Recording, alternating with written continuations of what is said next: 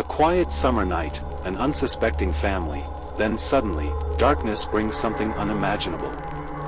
On June 10, 1912, in a small house in Villisca, Iowa, 8 people, including 6 children, were brutally murdered in their sleep. Their faces shattered, blood pooling on the floor, and more than a century later, the identity of the killer remains an unsolved mystery. But, what really happened on that terrifying night? And, is the house still haunted by the spirits trapped in their eternal nightmare? Before we dive into this chilling story, don't forget to like, comment, and subscribe. Your support means a lot to this channel and helps us continue bringing you more terrifying tales. Now, turn off the lights, put on your headphones, and prepare yourself for the horrifying night of the Villisca axe murders. Villisca, a small town nestled among the rolling hills and farmlands of southwest Iowa, was originally known as the Forks. In 1858, it had only 2 stores and a handful of houses, but everything changed when the Chicago, Burlington and Quincy Railroad chose it as one of their main routes. From there, Villisca grew rapidly.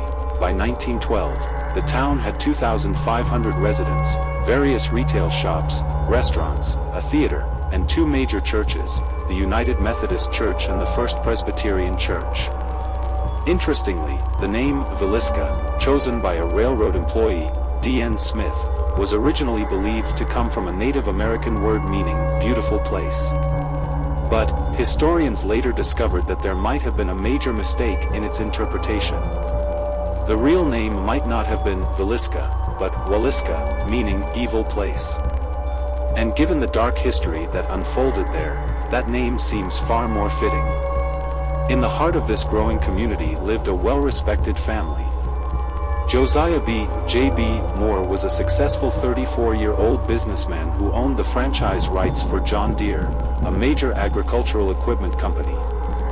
He was married to Sarah Montgomery, and together they built a happy life with their 4 children: Herman, 11 years old; Catherine, 10 years old; Arthur, 7 years old; Paul, 5 years old. They lived in a modest home at 508 East 2nd Street, a small farmhouse-style house with 2 bedrooms, a sewing room, a living room, and a kitchen. At first, their home was no different from any other house in Villisca. Until, on the night of June 9, 1912, something horrifying happened inside. That day, the Moore family attended a special children's event at the First Presbyterian Church, just a short walk from their home. With them were Catherine's 2 friends, Ina Mae Stillinger and her older sister Lena Gertrude Stillinger, who were allowed to stay the night after the event. Around 9:30 p.m., they arrived at the Moore house. Everything seemed normal.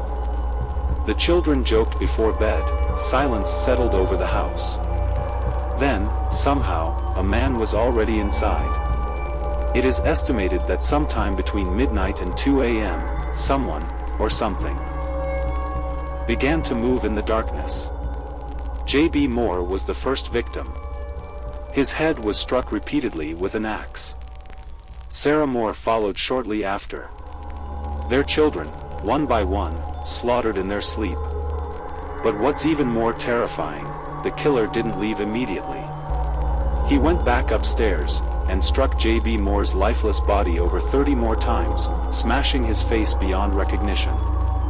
Blood splattered across the walls, the ceiling. As if that wasn't enough, he covered all the mirrors, closed the curtains, and even placed cloths over the victims' faces. As if he was performing some kind of ritual. Stranger still, after killing 8 people, the murderer calmly sat down, washed his hands in a bucket of water, ate a plate of food, and then disappeared into the night. The next morning, the Moore's neighbor, Mary Peckham, sensed something was wrong. The usually lively house was eerily silent. When she knocked on the door, there was no answer.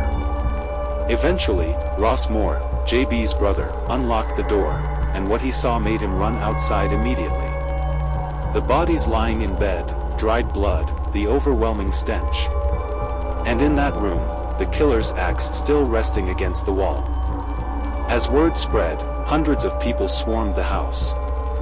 Some even touched the murder weapon, and, disturbingly, a few locals stole fragments of JB's skull as souvenirs.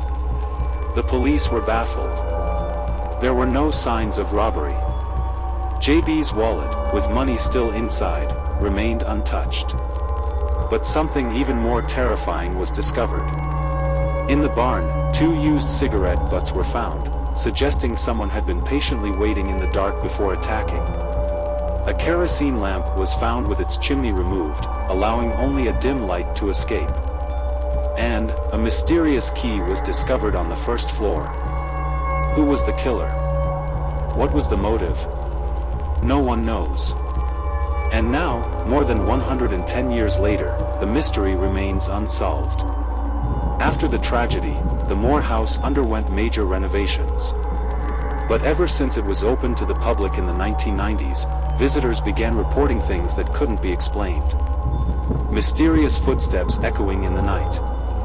The laughter of unseen children. Even a man who stayed overnight suddenly suffering unexplained stab wounds. Are the spirits of the Moore family still trapped inside the house? Or perhaps, the killer never really left, waiting.